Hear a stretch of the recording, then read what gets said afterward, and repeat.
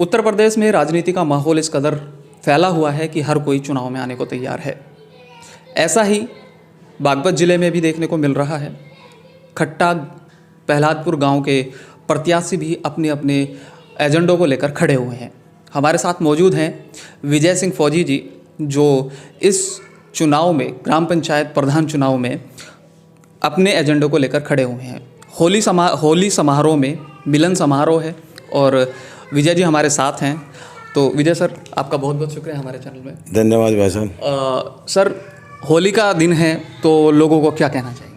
मैं सबसे पहले तो होली के शुभ अवसर पर, आज होली का दहन है, कल रंगों का त्यौहार है, अपने क्षेत्र को, अपने खासकर अपने खट्टा गांव को, सभी को इसकी मुबारकबाद देना चाहूँगा और गुजारिश करूँगा कि बच्चे कोरोना काल का ध्यान में रखते हुए अपना त्यौहार मनाएं, अच्छे रंग इस्तेमाल करें, अच्छा गुलाल इस्तेमाल करें, ज़्यादा हुड़दंग ना तारें जिससे गांव की बदनामी हो, मैं ये चाहूँगा। तो ये तो रहा होली मिलन समारोह की बात।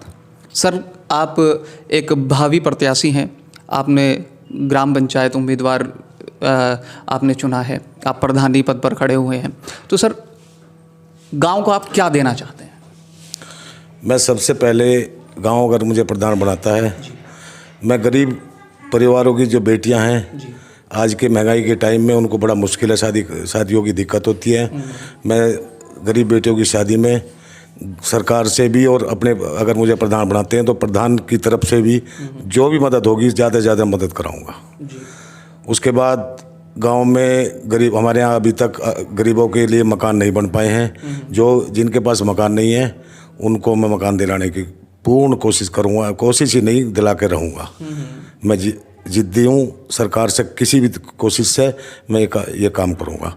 उसके बाद हमारे गांव में बच्चों के लिए जो मुझे काम करने हैं, सबसे पहले पुस्तकालय। बच्चे गरीब, ऐसे भी बच्चे हैं जो होनहार हैं लेकिन गरीब हैं, वो नहीं किताब वगैरह खरीद पाते, उनके लिए सबसे पहले पुस्तकालय। उसके बाद फोर्स में जाने के लिए बच्चों को सेहत की ज़रूरत पड़ती है, सेहत मजबूत होगी, शारीरिक फिट होंगे, उसके लिए गांव में जिम और हमारे यहाँ दौड़ के लिए डिग्री कॉलेज का मैदान है जो अभी कम पड़ता है, लड़कियों के लिए कुछ भी नहीं है। लड़कियों के लिए मेरी निगाहों में है एक जगह, उसको मैं लड़कियों के लिए एक छोटा ग्राउंड बनते ही तैयार कराऊंगा। उसके बाद आता है कोचिंग सेंटर। नहीं, बच्चे दूर नहीं जा पाते, मैं कुछ भी कैसे भी करूँगा बच्चों के लिए गांव में कोचिंग सेंटर फोर्स की भर्तियों के लिए चालू कराऊंगा, चाहे मुझे उसके लिए टीचर कहीं से भी लाना पड़े। जगह गांव में बहुत हैं, कहीं भी मैं गांव मेरी मानता है और जगह मैं अपने आप उसके लिए तैयार करा लूँगा। ठीक है जी। उसके बाद आता है पेंशन होगा। हमारे यहाँ बहुत लोग ऐसे हैं जिनको, जो विधवाएं हैं उनको विधवा पेंशन नहीं है, जो 60 साल से ऊपर हैं उनकी पेंशन नहीं है, चक्कर काटते रहते हैं, उनकी पेंशन नहीं हो पाती। विकलांग हैं, उनके लिए पेंशन नहीं है। सभी को प्राथमिकता में ये काम होंगे। उसके बाद आता है गांव की साफ सफाई। हमारे यहाँ तालाब है, जो गांव में एक साइड, पश्चिम साइड में लगभग तालाब है पूरे गांव में, उसके अंदर गंदगी भरी हुई है जो गांव में कोरोना से भी ज़्यादा बीमारी की जड़ है। उसके सबसे पहले उसकी सफाई, उसकी पानी की निकासी, नाले की सफाई, मैं सरकार से इजाज़त लेकर उस काम को एक बढ़ती चालू करूँगा। उसके बाद हमारे यहाँ रास्ते हैं, जो हमारे गांव, हमारे राजेश वैद्य जी की दुकान है, वहाँ से लेकर एक नाले का पुल है, वहाँ तक सदियों से रास्ता नहीं बना, जो बिल्कुल टूटा पड़ा है। चलने में भी इतनी दिक्कत आती है कि रात को तो आदमी अंधेरे में चल भी नहीं सकता। वो है गांव के पूर्व साइड में, बिल्कुल गांव के पैरेलल एक रास्ता है जो बहुत इससे भी पहले से नहीं बना। वहाँ गंदगी, पानी का कोई रास्ता नहीं। ये काम करूँगा। गांव में रोज़ाना सफाई होगी। मैं नहीं देख रहा अभी गांव में सफाई हो रही है, लेकिन मैं अगर प्रधान बनता हूँ तो गांव में रोज़ाना सफाई होगी। उसके बाद आता है गांव में, अगर मुझे प्रधान बनाते हैं तो जितने भी गांव में बिजली के खंभे हैं सभी पे लाइट, क्योंकि रात को लाइट अब जो रहती है, पूरी रात लाइट रहती है, पूरे गाँव में पूरे खंभों पर प्रधान की तरफ से लाइट लगवाई जाएंगी। पुलिस का शोषण, नाजायज़ पुलिस का शोषण नहीं होने दिया जाएगा। अगर मैं प्रधान बनता हूँ तो मेरी परमिशन के बिना गांव में पुलिस नहीं आएगी। अगर कोई बहुत ऐसा मामला है जो अपने बस से बाहर है, उसके अलावा नाजायज़ कोई पुलिस परेशान किसी को नहीं करेगी। उसके बाद आता है गांव में सौंदर्यकरण।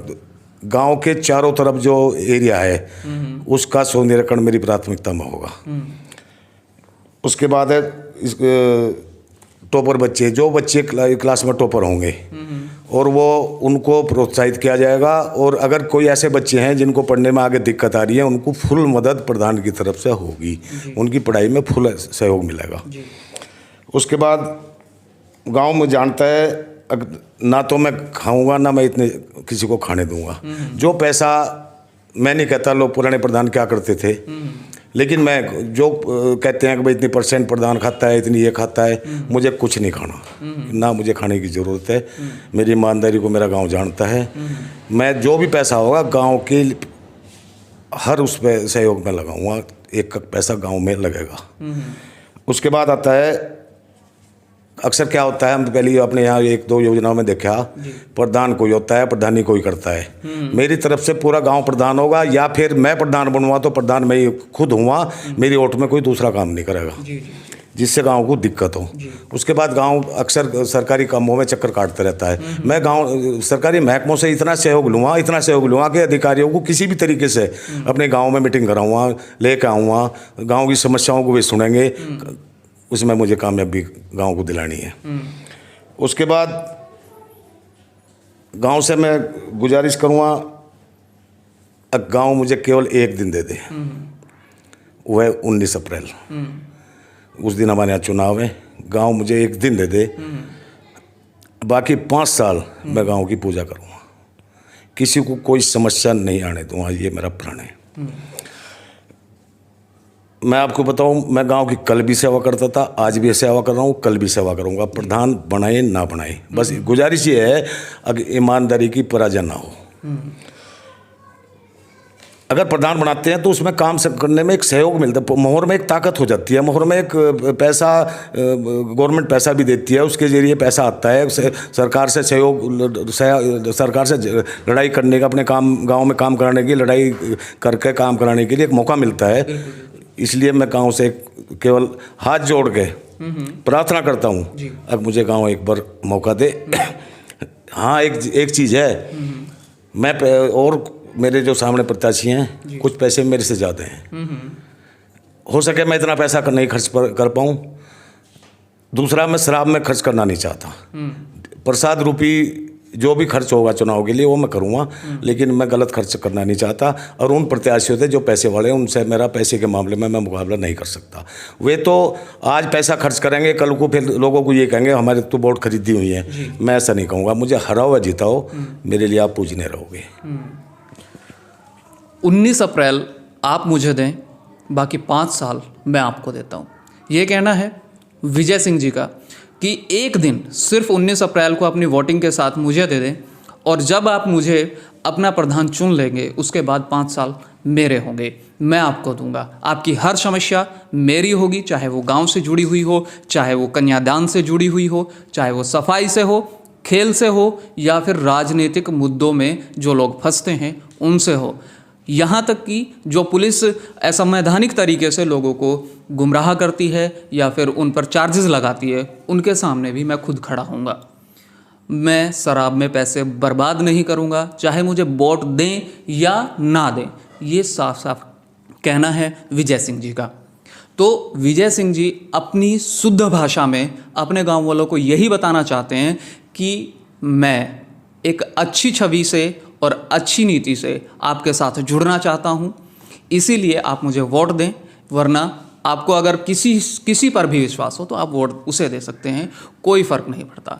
मैं फिर भी आपके साथ रहूँगा, चाहे आप मुझे प्रधान बनाएं या ना बनाएं, मैं हमेशा आपके साथ रहूँगा, आपके गांव में रहूँगा, अपने गांव में रहूँगा और सभी के साथ मिलकर खड़ा रहूँगा।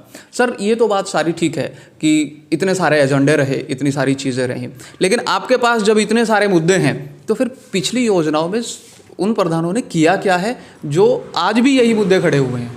देखो, मैं इस पर कोई बातचीत नहीं करना चाहता, क्योंकि ये उनकी सोच थी, मेरी सोच उनसे भिन्न है। क्योंकि मेरी ईमानदारी को मेरा गांव जानता है। मैं ना खाऊंगा ना खाने दूंगा। उन्होंने क्या करा वो उनकी सोच है, मैं इसमें क्या कह सकता हूँ। सर फिर बात यही आती है कि क्योंकि राजनीति चाहे इलेक्शन छोटा हो या बड़ा हो, सबसे पहले कैंडिडेट की पूछी जाती है कि वो कैंडिडेट जो हमारे सामने खड़ा हुआ है वो कितना सक्षम है, वो कितना पढ़ा लिखा है। तो सर हमारे व्यूवर्स को और अपने वोटर्स को बताइए कि आपकी एजुकेशन क्या है। मैं आर्मी से रिटायर्ड भी हूँ। मैं सन 79 में 12th की थी। उसके बाद मुझे आर्मी से क्या नाम अपना ग्रेजुएशन सर्टिफिकेट मिला हुआ है। ये मेरी एजुकेशन है जी।